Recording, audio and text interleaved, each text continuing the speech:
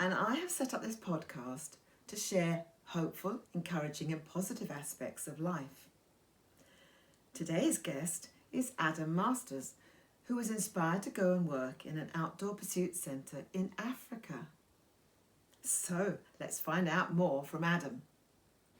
So I want to know, first of all about you. All about me? Yes. Who are you? Who am I? Yes. Well, I'm Adam. Oh, Adam. Nice to meet you. The Adam Masters. About me. So, pretty much grown up in Norfolk all my life. Goodness, that's... Yeah, so I'm pretty much a Norfolk person. My parents grew up in Norfolk. Always been a Christian. Yeah. Parents were always Christians. At the age of 9, I got baptised. Oh, wow. In the sea. Oh, So I actually started the trend of sea baptisms. Wow. Me and Did Coral. you? Yeah, me and Coral. Oh, wow. Coral Bell now. Yeah. And yeah, it was just kind of from then I decided to give my life to Christ. You know, like as a kid, your parents take you to church and they tell you about it, and you know, you kind of like drag yourself out of bed every morning. Yeah. But you know, at 9, I kind of like, you know, I want to do it for myself. Fantastic. And yeah, it's definitely been a whirlwind of a journey, my life. Ups and downs. School life wasn't easy. Why was that? I used to get bullied all the time. For my faith, for lots of reasons, but no, I think from then my faith grew even more. It does, doesn't it? It kind of shapes you in those times, makes you who you are today, and you don't take no nonsense for anyone. Builds some resilience. Yeah, I mean, you got to to kind of experience these things, so then you can build like resilience and you know, test your faith. Yes. For definite. You know, you're gonna let it crumble, or you know, it's those times that you really see God with you. Because we weren't told it's going to be an easy life. No. Christian. You know, a lot of people think Christianity, you know, you got God on your side, everything will be fine. It's your crutch, you know, but it's not. No, it's not sunshine and rainbows, unfortunately. No. Sometimes. There are mountain tops. Yeah, no, that is true. Well, mountain tops, I've climbed the top of Kilimanjaro. Oh, wow. I'd love to have done that. So, yeah, me and my oldest sister, Rebecca, 2019. Yeah. We did it for cancer research. And, yeah, I mean, I remember her talking about it, and we were never really too sure if she was being serious or not. I have to say, sorry, Rebecca. I mean, she was never the outdoorsy type. Yeah. You know, that's even mud, awesome. spiders. But actually, you know, it did the world of good to both of us, and it was such an amazing experience, and I would recommend it to anyone. Did you have to train a lot to do it? A little bit. You know, you want to be fit. Yes. But obviously around Norfolk there's no hills or mountains to train, so altitude. Yeah. So you know, there wasn't any altitude training, but we did do acclimatization day. That you kind of go up, I think it's something like 3,000 meters. Your body kind of reacts to the lack of oxygen. You feel really ill. You don't want to eat. And then you go back down again, camp, and then the next day you go back up again. Right. Just so your body can get used to it, and there's more of a success rate of getting to the top. So you only do that once, testing? Yes. Whoa. I'd have to do it half a dozen times at least. Well, the thing is with it, your body, you never know how your body's going to react. No. So you could spend all that money, fly all the way over there, and not reach the top. But thank goodness both of us did. One of my greatest achievements, I would say. It was just one of those things that just came up, you know, and you kind of have to do it because you know you're not going to get the opportunity again. I mean, so then, having done that little trip, what put this Zambia thought into your mind? So now you're working there, aren't you? Yeah. So when I left school at 16, I got the opportunity to go out to Tanzania. Yeah. And I went out with a organisation called Camps International. Yes. Which take like gap year students that are finishing school and in between that and their time starting college, because you get like a whole 3 months off. Yeah. So they kind of go into your school 18 months before you finish. Yeah. And they kind of just put this idea across, you know, is this something you want to do? Yeah. So I remember then coming into the school, and I just remember, like, this is what I want to do. I really want to do this. Like, whatever it takes, I'm going. Yeah. And I just remember going home to mum and dad, and I'm like, I'm doing this, whatever happens. Fantastic.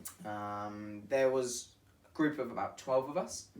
So we were fundraising together, but for various different reasons, all 12 just cut out. They didn't actually end up going in the end. They dropped out. Wow. Whether it was nearer the time, whether it was halfway, they just didn't think it was for them. But I stuck it out. And yeah, on the 7th of July 2014, I met a group of about 20 other people at Heathrow Airport. Similar ages? Similar ages from all over the country. Yeah. It was difficult because they all kind of knew other people from their school. I was the only one. But I think from there it was a character building for me. You know, I've always been very shy, hated talking to new people. Really? You wouldn't think it. Not in my job now, but no, I think from there it just grew. I grew in confidence. It shaped me, and it's those experiences that I think, you know, God put me in to be like, you know what, I'm preparing you for the future, for what I've got planned for you. That's exciting. It was the scariest thing I've ever done, but one of the best things I've ever done as well. I was away for a month. Yeah. Moving around Tanzania, we visited parts of Kenya as well. Yeah. Doing various projects. So we were doing community projects, outreach projects, working in schools, wildlife conservation. Really in the heart of Africa. And from there is where I grew a heart for Africa.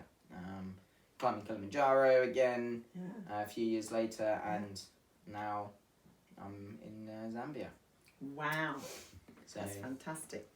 So if you could be a kitchen utensil in Africa, what would you be? What would it be? A kitchen utensil. I mean, they pretty much have the same utensils as us. But I mean, one of the only big different utensils they have is their kind of cooking sticks. So like our wooden sticks here, or wooden spoons, they're a little bit longer, a little bit thicker, and they use it to make Nshima. Nshima. Nshima. Oh. So it's kind of a maize substance. Oh yes, I remember that. And yeah, it basically, you mix it, and you need a lot of arm strength to do it. Do you actually have a sort of spoon shape at the bottom, or do you have... Yeah, it is a spoon shape. Because I remember doing that when we went to Africa. And you do need a lot of strength. You do. And it's a big, big pan, isn't it?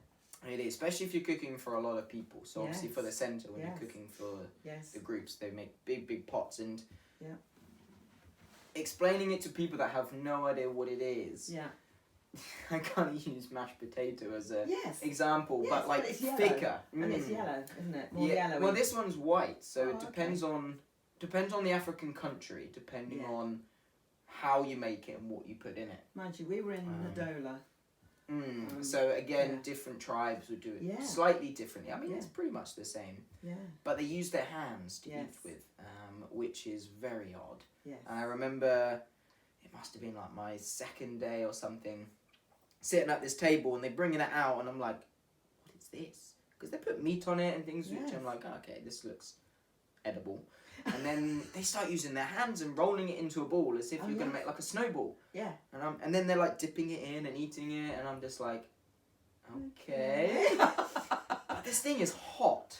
Yes. Like piping hot. Yeah. And they're like tearing it apart, and I'm just like, I'm surrounded by Zambians. I probably should try and watch them and follow. I've got the hang of it now, and they actually say I do very well. I mean, it's like using chopsticks, isn't it? It is once you know what you're doing. Yes. But I have to confess, when I go home and I'm not surrounded by Zambians, I will use a knife and fork. Yes. It's much easier. So, tell me, let's step back a bit, what you are actually doing in Zambia. So I work in a outdoor centre called Ndubaluba. Ndubaluba. Yeah, Right. it's once you know how to say it, Yes. it's okay. So Ndubaluba is actually named after a bird that we kind of get in the area. A lot of people will think it's only found on the centre. Yeah. And then realise it's found pretty much anywhere. Oh, right. And there's a lot of them. We might better find a picture of that. Yeah. Now, when I first started, I actually thought if you typed in Ndubaluba bird into Google, it would come up. It's not. So the actual name of the bird, if you want to look it up, is called the Lady Ross's Toroko.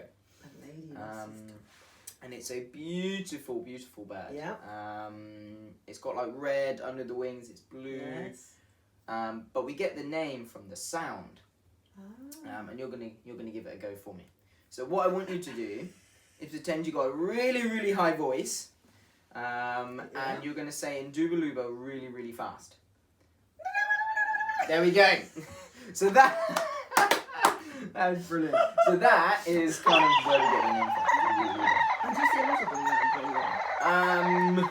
If you know when to look, yes. So kind of like dusk sort of time. Yes, a lot of them come out then, don't they? And I've seen them all over, like on walks. You can see them on their own, in groups and pairs. Yeah, really, really beautiful birds. So that's where we get our name from. A bit like the kookaburras in Australia. Yeah, very much so. So we're linked with Chengelo School, which was set up for like an outreach. So its motto is a witness to the light. So it's training young people to be witnesses for Christ. And all ages? All age. So it's from preschool all the way up to sixth form. Great.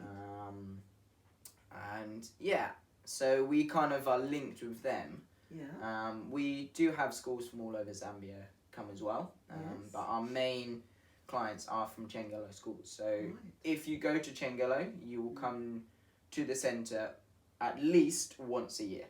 Right. For how long? For a week? Or? For it varies. So like preschool ages, they'll come for a day, and then as you get older into primary, you'll come for maybe a day and an evening, or then you stay over, and then as you get higher up, you then start coming for a week. Wow.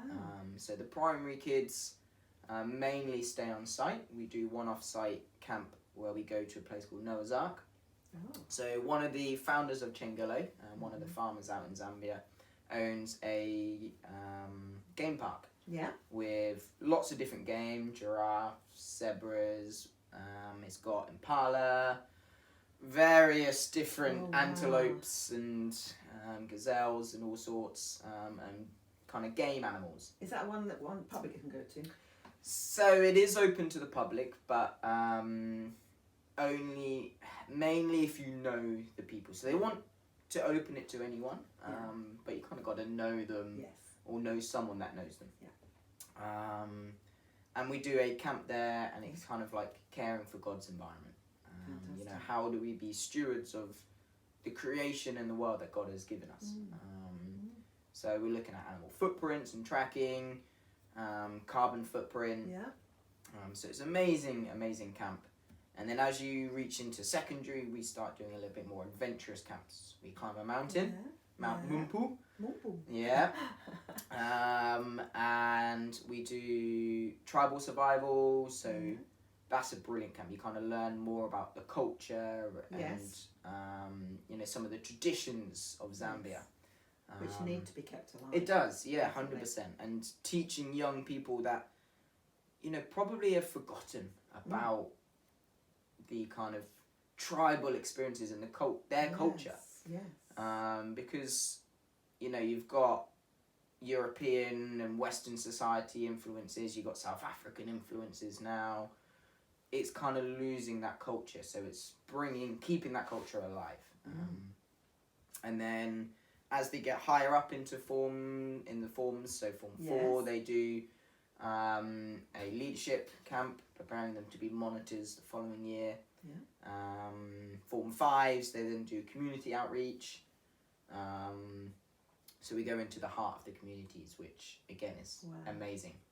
working in schools, visiting local homes and families, and just blessing them. Have you got a particular story that you'd like to sort of story? As you sort of go through visiting different places. Is there particular things that come out? I mean, for me, one of the best experiences was the community service this year. Right. And just, we went around these local families. Yes. And there's like this organisation that help these families with like disability parents maybe, or children. Yeah. And just seeing how they live. Yeah. You know, maybe people that have lost an arm, people that lost a leg, and, you know, how they can adapt to that situation. Are these mainly poor people? Or yes, very, very poor. You know, so poor they would probably have like a hut as a house. Yes. And they would have so many people living in this one area. And just seeing the poverty out there, you know, it really hits home. It does. I know. You know, and I think everyone needs to experience something like that. You know, because you see it on TV, you know, Save the Children of Africa or whatever, but until you go there and experience it yourself, you never really get to grips of how much need and poverty there is. Yeah. But also how happy they are. Absolutely. You know, these people, they have nothing. Yeah. You know, they don't have what we have, and literally the basics, but they're content. Yeah. You know, they don't need to strive for the next best thing. Yeah. And just seeing the impact it had on the students as well. You know, because Chengelo, it's a private school and boarding, and, you know, kids will come from very privileged families. Yeah. So they've not seen the poverty, and they're all African families. Yes, mainly. So we do get international people as well so places like Chengelo, and the bigger schools will have people from all over the world come. Right. But majority are Zambian. Yes. And it's just seeing the need in their country. Yes. And it's a real eye-opener, and the whole idea of the Community Service Week is to show the students the need, and to then say, look, you've seen the need, you've seen what they need, what are you going to do about it? Exactly, because they're the ones that are going to actually go out for the future. So, yeah, for me, it just really hit home, and, you know, you just got to be content with what you've got. Had you ever experienced anything like that here in the UK? Not in the UK, no. I have to confess. I have seen it. So it was a real eye-opener when you got there? Yeah, I mean, I've seen it in Tanzania a little bit when I went with Camps International, but here, because we kind of interacted with the families more, so when I went with Camps International, we kind of built houses. We didn't actually immerse ourselves in the culture. That makes understandable. You know, we cooked with a family. We actually had to go cooking in Nshima. Yeah. Hats off to them. You know, it is a lot harder than you think. And did you have to eat it? We did actually, but, you know, it's again experiencing new culture, new food. You never ask what meat it is, because you don't want to know. No. We call it mystery meat. So, yeah, for me, that was just a real experience, and I'm looking forward to next term when we do it again. Yeah. So you're starting a new year, aren't you? Yes, so how our calendar works, because we're linked with Chengelo, it's January through to December. Yes, just like Australia does. Yeah, so very different to obviously here, where it's September to August. Yes. So yeah, we're going into a new year, a new term. So yeah, it's really exciting. Fantastic. Do you do 3 terms or 4 terms? 3 terms. Okay. Yeah, so January through to April, and then kind of end of April, beginning of May to August, and then September through to November/December. Fantastic. So, what have been some of your challenges that you've faced, that you've... I think for me, leaving home. was definitely a biggest challenge. I mean, that's why, one of the reasons why I wanted to do it. Yes. You know, living at home pretty much all my life. Yeah. For me, you know, I wanted to go and challenge myself. I mean, when I used to work at Hilltop, we always used to say, challenge each other, you know, challenge yourselves, push yourself out of your comfort zone. Because that was another outdoor centre, wasn't it? It was, very much so. Yeah, and that's so that's where you learnt the yard. Yeah, you know, learnt the ropes, learnt... Literally. How, yeah, exactly, yeah, literally. Learn how to do what I kind of do now. Yeah. You know, and they kind of made me, and yeah, it was an amazing 5 years, but I kind of got to the stage where, you know, I needed to push myself, challenge myself. Yeah. So, yeah, this was an opportunity. Michael and Sylvia Chesterman from the church, they used to work out there, and they used to know, well, they know Chengelo very well and the people out there. Michael used to be acting head at one point. So were they the precipitators of your Yeah, they were. So I remember coming home from work one day, and Dad had literally just got off the phone from Sylvia. And I don't know, there was something different about him.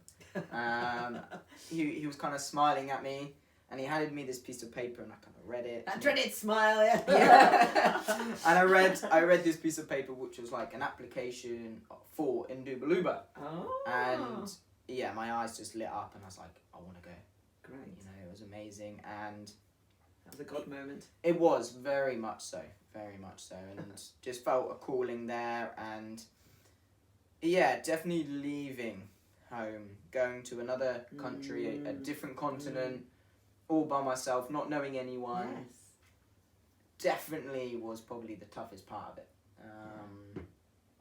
I mean, once I got there and met my friends and amazing people, yes, you know, then you kind of settle in. Yes. And it's now, I call it home. Yes. There's a real sense of family out there. But I think definitely initially going out there was challenging. Yeah. But this home is going to actually end, is it, at a certain time? Yeah, I mean, for me, I've got plans. I'm very much letting God, you know, guide me in wherever He wants me to go. What's on your heart to do? I wanna travel. I wanna see the world. I want, you know, God to use me in other places. Yeah. You know, I don't want to stay in one place for too long. Yeah, you know, so using me wherever He wants me to go. But I think there will always be a part of me drawing me back to Africa. Wherever I end up, you know, I've spoken to so many people. Pull, hasn't it? So many people. They will leave. They will go and do other things. Yeah. But eventually, sometime in their life, you know, God's like, you know, come back. You know, I need you back in Africa. Yes. So I think whenever my time is up, God will call me back at some point in my life. Whether it's just for a few weeks, whether it's for a year, whether it's for a few years. Interesting. You know, there's... Well, Dad didn't know what he'd started. Yes, definitely. You know, and I think for me, I've learnt over the years to make plans, but know that God will change those plans and have His own plans. You know, He blows them in the wind. Yeah, and I think some people will think like He controls your life, but it's not that at all. It's because we've still got free will. We do, very much so, and we can choose to follow Him or not. You know, if He calls us somewhere, we choose whether we want to follow that or not. But I think ultimately, you know, as a Christian, I know He's got a plan for me, and it's the best plan for my life. And yeah, wherever I end up, I know that it'll be where He wants me. And yeah, and remember chatting to one of my friends as we were in our life group, and I remember she saying, you know, I want to leave, I want to go to America at the time. I mean, she's actually ended up in Northern Ireland, so very different. That was close. But I remember someone saying, you know, it's not the place, it's what you do. And yes, I need to remember and that. for me, you know, that it just really hit home. You know, like, it doesn't matter where I am, it's what I'm doing. You know, whether I'm in Africa, whether I'm back at home, whether I'm Australia, the other side of the world, it's what you do and not where you are. So it doesn't matter where God puts you, you've got to make the most of it. So that's a very wise thing. I do try. So yeah. Now there was a question I was going to ask you about your music, because you were one of my favourite drummers in the music band at church. I have to say one of. One of. Shh. We both know the real answer. So how's the drumming going in Africa, and what are the churches like? And Yeah. So I'm a part of what we call North Church. Yes. Which is a church that is associated with Chengelo School. And a lot of like the local farmers go. So it's a very mixed kind of culture. So we have like the local people. Yeah. But we also obviously have the teachers from the school, which are very mixed internationally. So it is different to what I'm used to. You know, in different ways. There can be a very British feeling to it. So we'll sing songs that we would know from the church here. But then they do sing like the local songs as well in their language, and great. So uplifting, cheerful, lively. You know, everyone's dancing and shouting, and you know, you just have a good time. And different rhythms. Yes, definitely. You know, I think that's one of the challenges I've found with especially drumming. Yes.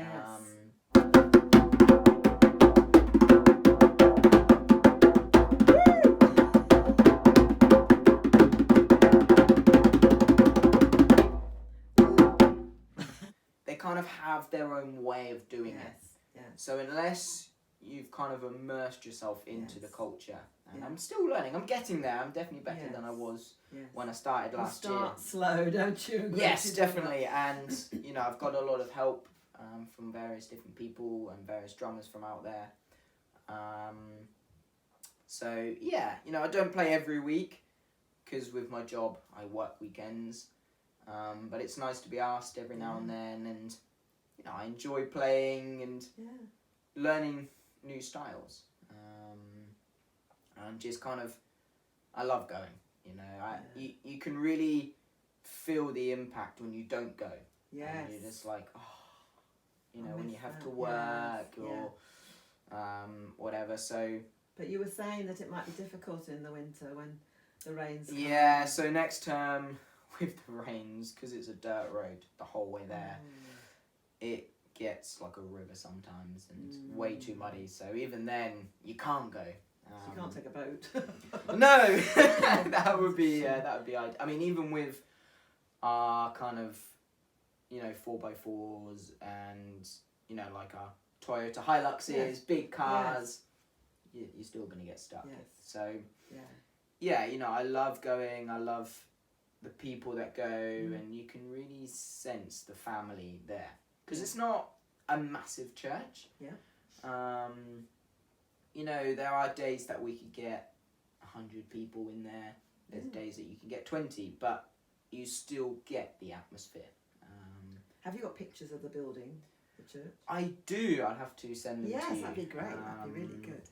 Because I sort of imagine there's sort of no windows in it. Yeah, no windows. Yeah, no windows, and it's like a hut, a very big hut. Yes.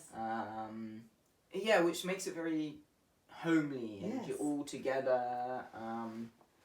And yeah, it's nice that it's a mixture, so you can get the sense of home. Yes. But then you can really immerse into their culture as well. So I love it. It's absolutely amazing. Do you think we could ever do something like that here? We could, but I think because it's their culture and it's what it's them, it'd be very hard without someone from, say, Zambia coming. Yes. You know, I'm sure we could try. Yes. But I don't think it would have the effect. And I don't think we'd get the response from the congregation at all. So what language do they use? So where I am, it's called Bemba. Which is like the local tribal name. Have you got some language you can... Ooh. And now we're testing it. Yeah. So my pronunciation isn't great. I'm sure you'll be forgiven. I'm sure anyone that watches this that knows Bemba will be laughing. So you got Mulishani, which is kind of how you greet people, you know. Mulishani. And then kind of bueno, enquai, you know, good, I'm okay. Bueno, and enquai. For me, I just say those two things, whatever people say to me, and 9 times out of 10 I get it right. And then one of my favourite words is kind of thank you. It's natotella. Oh. It sounds Italian more than Bemba. Sounds like Italian. Natotella. So yeah, I'm kind of picking up those little phrases. But they speak English mainly. They do, which is For good you, but bad yes. at the same time, because because it makes us very lazy. we are very lazy, very lazy. Very right. And it's funny when I try and get the kids to teach me, but I always say to them, write it down. Yes. And then I can learn it. Yes. It's much easier to see it. It is, yeah. But then what's good is when we sing the Bemba songs, you can kind of sing with in Bemba. But it does say in English what you're saying, but you don't look at that, so you have no idea what you're actually saying. No. But like all the words. So you have the words as you're singing in church. So on the screen you'll have the Bemba word. Yeah. And then under it kind of the rough translation. Ah. But because everyone's singing in Bemba. Yes. You kind just get in the flow of it. You get in the flow and you try and your best to sing with it. And you're standing there like trying to talk and speak, but it's not easy. Now, I think I might have asked this before, but have you any God moments that you would like to share with the listeners? I mean, probably the biggest God moment is me going out originally. And just feeling that calling. Yes. You know, a lot of people get God moments, but are always like, you know, how do you know that God's calling you there? Yes.